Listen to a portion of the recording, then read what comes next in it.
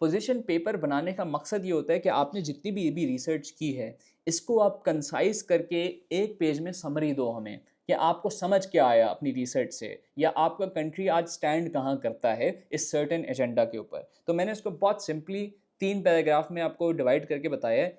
1 page से ज़्यादा position paper मत बनाना, नहीं एक्सेप्ट होता, नहीं एप्रिशिएट होता कहीं पे भी। हम इसमें मैंने लिख दिया आपके सामने, पैराग्राफ 1 में आप क्या लिखोगे? Background of the issue, UN के पास्ट एक्शंस जिसके अंदर ट्रीटीज़ भी हो सकती हैं, कन्वेंशन भी हो सकती हैं और उसमें क्या-क्या हुआ है, मतलब रूट कॉजेज़ क्या थे इस प्रॉब्लम के, ठीक है? वो अपनी रिसर्च से आपने बताना है। जब आप सेकंड पैराग्राफ पे आते हैं, तो आप बताते हैं कि आपका कंट्री सर्टेन एजेंडा पे ओपिनियन क्या रखता है और आपने क्या कोई ऐसे एक्शंस लिए भी हैं ताकि ये इशू रिजॉल्व किया जा सके। तो बहुत स्मार्टली जो अच्छे राइटर्स होंगे उनको ये बात समझ में आएगी।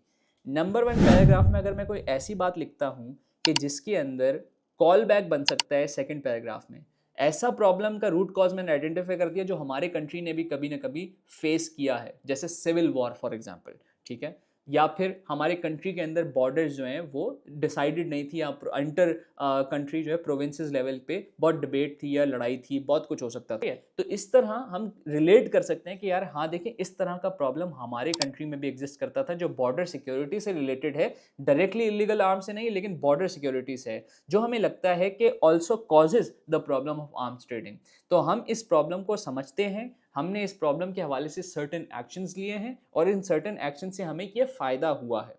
थर्ड पैराग्राफ जो आखिरी आपका पैराग्राफ है, वो होगा कि आप ऐसे कौन से सॉल्यूशंस हैं जो प्रपोज कर सकते हैं इंटायर मेंबर स्टेट्स के लिए कि अगर वो इम्प्लीमेंट करें तो इस प्रॉब्लम को सॉल्व किया जा सकता है, let's say illicit arms trading in middle east को।